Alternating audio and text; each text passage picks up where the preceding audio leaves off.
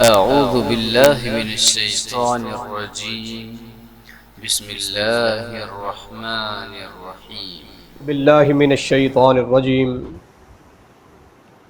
الیوم اکملت لکم دینکم واتممت علیکم نعمتی ورضیت لکم الاسلام دینا۔ مختصر حمد و ثناء اور صلاۃ و سلام کے بعد سامعین گرامی قدر، ہماری تمام تر عبادات خواہ وہ فرضی ہوں یا نفلی ہوں، جو بھی ہم عمل کرتے ہیں جس کا تعلق عبادات کے ساتھ ہے، وہ کیوں کرتے ہیں؟ یہ نماز، یہ روزہ، یہ حج اور زکوٰۃ اور جہاد، ذکر و اذکار ہو، قرآن مجید کی تلاوت ہو، اللہ کے حقوق کی ادائیگی ہو یا اس کے بندوں کے حقوق کی ادائیگی ہو، ان تمام عبادات کا جو مقصد ہے، لب لباب ہے، اس کی جو اصل غرض و غایت ہے وہ ایک ہی ہے۔ کوئی آپ سے پوچھے آپ نماز کیوں پڑھتے ہیں؟ کوئی آپ سے پوچھے آپ لیلۃ القدر کی رات کیوں جاگتے ہیں، کیوں عبادت میں مصروف رہتے ہیں، آپ قرآن مجید کیوں پڑھتے ہیں، آپ نے یہ صدقہ دیا تو کیوں دیا؟ تو ان تمام سوالوں کا ایک ہی جواب ہے، اور ایک ہی جواب ہونا چاہیے، وہ یہ کہ یہ سب کچھ ہم اس لیے کرتے ہیں کہ ہمارا پروردگار، ہمارا رب احکم الحاکمین ہم سے راضی ہو جائے۔ جملہ عبادات کا جو مغز ہے وہ اللہ تعالیٰ کی رضا اور اس کی خوشنودی ہے۔ یہی مقصد ہے، یہی غرض و غایت ہے اور ہونی چاہیے۔ اپنے دنیاوی مشاغل کو چھوڑ کر جو لوگ اعتکاف میں بیٹھے ہیں وہ بھی یہی مقصد لے کر آئے ہیں، اور بھی جتنے اعمال کو، عبادات کو آپ اپنے سامنے رکھیں ہیں، سب کا بنیادی مقصد اللہ کی رضا اور اس کی خوشنودی ہونا چاہیے۔ اور یہ اللہ کی رضا یعنی اس کی خوشنودی، یہ بہت بڑی نعمت ہے، بہت بڑی دولت ہے جسے حاصل ہو جائے۔ بلکہ حدیث مبارکہ میں آتا ہے، نبی علیہ الصلوۃ والسلام نے فرمایا کہ جب اہل جنت جنت میں اور اہل النار جہنم میں داخل ہو چکے ہوں گے، اس کے بعد اللہ رب العالمین اہل جنت پر جھانکے گا، اللہ تعالیٰ ان پر مطلع ہوگا، اللہ تعالیٰ ان سے خطاب فرمائے گا، اور اللہ تعالیٰ کہ اب وہ جنت میں ہے، وہ جنت کی نعمتیں، اس کے حور و غلمان، اس کے معقولات و مشروبات سے لطف اندوز ہو رہے ہوں گے، تب اللہ رب العالمین اعلان فرمائے گا اہل جنت سے، الیوم احل علیکم رضوانی فلا اسخط علیکم بعدہ ابدا، او کما قال صلی اللہ علیہ وسلم، اب ہمیشہ کے لیے میری رضا، میری خوشنودی، میری رضامندی تم پر حلال ہو گئی ہے، تمہارے لیے حلال ہو گئی ہے، اب میں کبھی تم سے ناراض نہیں ہوں گا۔ یہ اللہ رب العالمین کا اعلان ہے اہل جنت کے لیے جنت میں داخلے کے بعد۔ نبی علیہ السلام فرماتے ہیں اہل جنت جب اس کو سنیں گے تو ان کی خوشی کا بہت بڑا عالم ہوگا، اتنی کہ انہیں جنت میں جانے کی بھی اتنی خوشی نہیں ہوگی جتنی خوشی اس اعلان کی ہوگی کہ اب میں ہمیشہ کے لیے تم سے راضی ہوں، اب میں کبھی تم سے ناراض نہیں ہوں گا۔ تو اللہ کی رضا بہت بڑی نعمت ہے۔ اللہ تعالیٰ خود فرماتا ہے وَرِضْوَانٌ مِّنَ اللَّهِ اکبر، اللہ کی رضا بہت بڑی نعمت ہے اور بہت بڑی دولت ہے۔ ہماری تمام جد و جہد کا محور اور مرکز یہی ہونا چاہیے کہ اللہ احکم الحاکمین راضی ہو جائے۔ اب ہم کیسے اللہ کی رضا پا سکتے؟ اس کی خوشنودی کیسے حاصل کر سکتے ہیں، اس کے لیے کتاب و سنت میں کچھ چیزوں کا بیان ہے، ان پر عمل پیرا ہو کر ان کو اختیار کرتے ہوئے اللہ کی رضا کو حاصل کیا جا سکتا ہے۔ دیکھیے، ہم دنیاوی اعتبار سے ہم بہت سے لوگوں کو راضی رکھنا چاہتے ہیں، ہم ان کو ناراض کرنے کے متحمل نہیں ہو سکتے۔ اپنے دفتر، اپنی فیکٹری، اپنے کارخانے، اپنے آفس یا جہاں ہمارا کوئی کام ہے، ان کو ہم سوچتے ہیں کبھی ناراض نہیں کرنا۔ ہر ایسی بات، ہر ایسا کام کرتے ہیں جس سے ان کا دل جیت لیا جائے، ان کو خوش کیا جا سکے، ان کو مطمئن کیا جا سکے، کیونکہ ان کی ناراضگی ہم مول نہیں لے سکتے۔ ہم چاہتے ہیں بس وہ ہمیشہ ہم سے راضی رہے۔ تو دنیا دار لوگوں کی بات ہے جن کی ناراضگی کی ہم پرواہ کرتے ہیں اور اس کوشش میں ہوتے ہیں کہ بس یہ راضی ہو جائے۔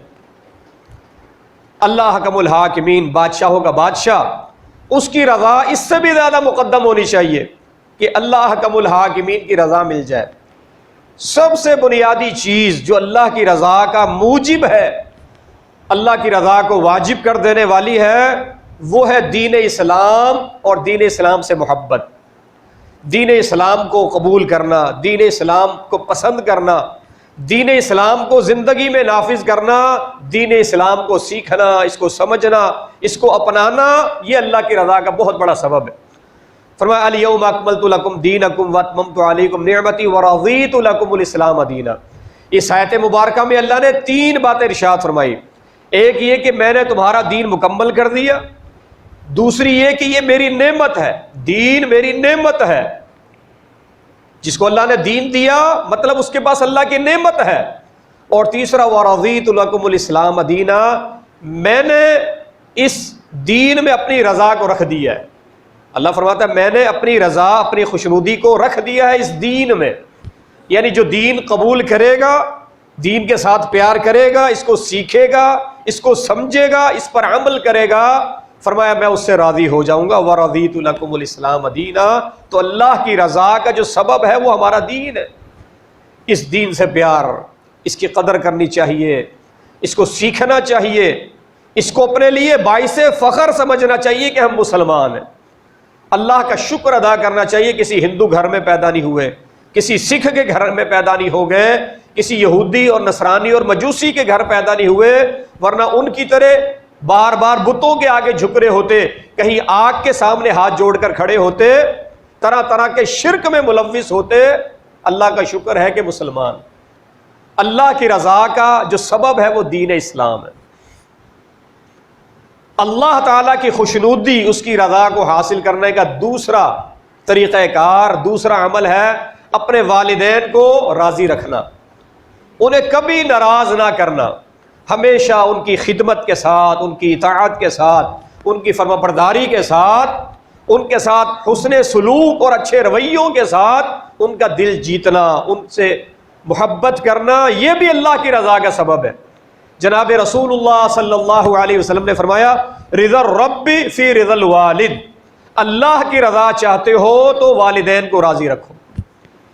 اللہ کی رضا ماں باپ کی رضا میں ہے، وسخط الرب فی سخط الوالد او کما قال صلی اللہ علیہ وسلم، اور فرمایا اللہ کی ناراضگی والدین کی ناراضگی میں ہے، یعنی ماں باپ ناراض ہیں، ان کا دل دکھا ہوا ہے، اللہ بھی ناراض ہے، والدین خوش ہیں، مطمئن ہیں، آپ کی فرمانبرداری سے، آپ کی اطاعت سے اور اچھے سلوک سے اللہ رب العالمین بھی راضی۔ اللہ کی رضا کس سے حاصل ہوئی؟ ماں باپ کی رضا سے۔ والدین کی قدر، ان کی خدمت، ان کا احترام، ان کے ساتھ حسن سلوک اور اچھے رویے، یہ اللہ کی رضا کو حاصل کرنے کا دوسرا بڑا سبب ہے۔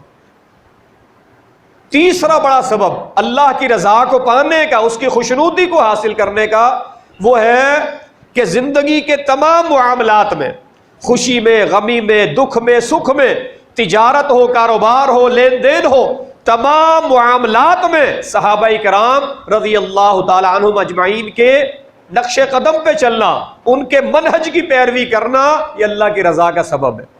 اس سے اللہ پاک راضی ہوتا ہے فرمایا والسابقون الاولون من المہاجرین والانصار والذین اتبعوہم باحسان رضی اللہ عنہم ورضوا عنہ. 3 لوگوں کے لیے اللہ تعالیٰ نے اعلان فرمایا کہ میں ان سے راضی ہوں. اللہ کی رضا 3 قسم کے لوگوں کے لیے ہے. ایک صحابہ کرام، خواہ وہ انصار ہو یا مہاجرین ہو، انصار ہو یا مہاجرین ہو، یہ صحابہ کرام کی جماعت، یہ 2 گروہ، ایک انصاری اور ایک مہاجرین. فرمایا اللہ ان سے بھی راضی، اور تیسرے نمبر پہ وہ جنہوں نے بھی قیامت تک کے آنے والے انسانوں میں سے جس نے بھی، مرد ہو، عورتیں ہو، گورے ہو یا کالے ہو، عربی ہو، عجمی ہو، امیر ہو یا غریب ہو، جن لوگوں نے بھی ان انصار اور مہاجرین کی، صحابہ کرام کی پیروی کی، ان کے نقش قدم پہ چلا اور ان کے منہج اور عقیدے کو اپنا لیا، فرمایا اللہ تعالیٰ ان سے راضی ہے. تو اللہ کی رضا کس چیز میں ہوئی؟ اللہ کے خوشنودی کا سبب کیا ہے؟ صحابہ کرام رضی اللہ تعالی عنہم اجمعین کے نقش قدم پہ چلنا، صحابہ کرام جیسا عقیدہ اختیار کرنا، صحابہ کرام کی جو نمازیں تھی اس طرح کی نمازیں پڑھنا، صحابہ کرام کی جو خوشی غمی منانے کے طریقے تھے اسی طرح اپنی خوشی اور غمی کے طریقے اختیار کرنا. گویا قدم قدم پر صحابہ کرام کی پیروی، یہ اللہ کی رضا کو حاصل کرنے کا بہت بڑا سبب ہے. ایک اور بڑا سبب ہے مسواک. وضو کرتے ہوئے یا وضو کے علاوہ بھی کسی وقت میں مسواک کا اہتمام کرنا بھی اللہ کی رضا کا سبب ہے. اس سے اللہ پاک راضی ہوتا ہے، خوش ہوتا ہے، اور اللہ رب العالمین کی رضامندی حاصل ہو جاتی ہے. فرمایا نبی علیہ الصلوۃ والسلام نے السواک مطہرۃ للفم ومرضات للرب. مسواک ایک تو منہ کی پاکیزگی کا، منہ کی صفائی کا بہترین ذریعہ ہے، اور دوسرا اللہ کی رضا، اللہ کی خوشنودی کو پانے کا بہت بڑا ایک سبب ہے. تو پتہ چلا مسواک سے بھی اللہ سبحانہ و تعالیٰ کی خوشنودی حاصل ہوتی ہے. 5واں اور اہم ترین سبب ہے ہمہ وقت. اکثر اوقات بلکہ ہمہ وقت اللہ رب العالمین کا شکر ادا کرتے رہنا. اللہ تعالیٰ نے جس حال میں رکھا ہے، تنگی ہے، ترشی ہے، عسر ہے، یسر ہے، خوشحالی ہے، بدحالی ہے، صحت ہے یا بیماری ہے، تمام حالات میں، تمام معاملات میں قدم قدم پر اللہ کا شکر ادا کرنا یہ اللہ کی رضا کا سبب ہے. اس سے اللہ سبحانہ و تعالی راضی ہوتا ہے، اس سے اللہ کی خوشنودی نصیب ہوتی ہے. اللہ رب العالمین نے خود ارشاد فرمایا وَإِن تَشْكُرُوا يَرْضَهُ لَكُمْ، وَإِن تَشْكُرُوا يَرْضَهُ لَكُمْ. جتنا تم اللہ کا شکر ادا کرو گے اتنا اللہ حکم الحاکمین تم سے راضی ہوگا، اتنی اللہ کی رضا، اس کی خوشنودی تمہیں نصیب ہوگی. تو اللہ کی خوشنودی کو حاصل کرنے کا ایک ذریعہ ہے شکر ادا کرنا. شکر ادا کرنا بھی اللہ کی رضا کا سبب ہے. اور چھٹی چیز، ویسے تو اور بہت سارے اعمال ہیں، معاملات ہیں، بہت ساری چیزیں ہیں جو اللہ کی رضا کا سبب ہو سکتی ہیں. ایک چیز ہے دین کا علم سیکھنا، کتاب اللہ کا علم سیکھنا، حدیث کا علم سیکھنا، یاد کرنا، دعاؤں کا علم سیکھنا. یہ دعائیں ہیں، یہ آیتیں ہیں اور حدیثیں ہیں. کتاب و سنت کا علم حاصل کرنا بھی اللہ کی رضا کا سبب ہے. پیارے پیغمبر جناب محمد الرسول اللہ صلی اللہ علیہ وسلم نے فرمایا منہومانی لا یشبعان. فرمایا 2 بھوکے ہیں، 2 بھوکے وہ کبھی سیر نہیں ہوتے، وہ کبھی سیر نہیں ہوتے، ہمیشہ بھوکے رہتے، ان کا پیٹ نہیں بھرتا. 2 قسم کے بھوکے ہوتے ہیں. فرمایا منہوم فی العلم ومنہوم فی المال. ایک علم کا بھوکا ہوتا ہے، ایک مال کا بھوکا ہوتا ہے. ایک کو اس بات کی لگن ہے، شوق ہے، چاہت ہے، رغبت ہے، اس کی بھوک یہ ہے. اس کو بھوکا نبی علیہ السلام نے کیوں کہا؟ اس کی بھوک یہ ہے کہ مجھے قرآن کا علم آ جائے، مجھے فلاں فلاں صورت یاد ہو جائے. اس کی بھوک یہ ہے کہ مجھے ترجمہ آ جائے. اس کی بھوک یہ ہے کہ مجھے تفسیر کرنی بھی آ جائے. اس کی بھوک یہ ہے کہ مجھے حدیثیں یاد ہو جائیں. اس کی بھوک یہ ہے کہ مجھے یہ جنازے کی دعائیں یاد ہو جائیں. وہ دین کا بھوکا ہے. وہ علم کا بھوکا ہے، کتاب و سنت کا بھوکا ہے، یعنی دین کا طالب علم ہے. عمر کی کوئی قید نہیں ہے، عمر کی کوئی قید نہیں ہے، بس دین سیکھنے والا، دعائیں یاد کرنے والا، ترجمہ پڑھنے والا، حدیثیں یاد کرنے والا، ایک یہ بھوکا ہوتا ہے. اور دوسرا مال کا بھوکا ہے، دوسرا مال کا بھوکا ہے، اس کو مال کی بھوک ہے. فرمایا لا یشبعان، یہ دونوں بھوکے ہیں، ان کا پیٹ کبھی نہیں بھرتا.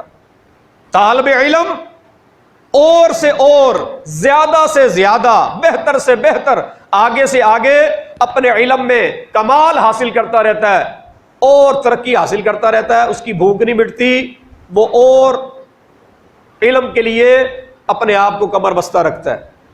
اور جو مال کا بھوکا ہے اس کی بھوک بھی ختم نہیں ہوتی. بلکہ نبی علیہ السلام نے فرمایا لا یملأ جوف ابن آدم الا التراب، ابن آدم کا پیٹ تو بس قبر کی مٹی بھرے گی. درہم، دینار، سونے چاندی، ڈالر، یورو اور پونڈ، ان سے کبھی انسان کا پیٹ نہیں بھرے گا. جتنا مرضی کما لے، جتنا مرضی کھا لے، اس کا پیٹ بھرے گی تو قبر کی مٹی بھرے گی. تو دو بھوکے.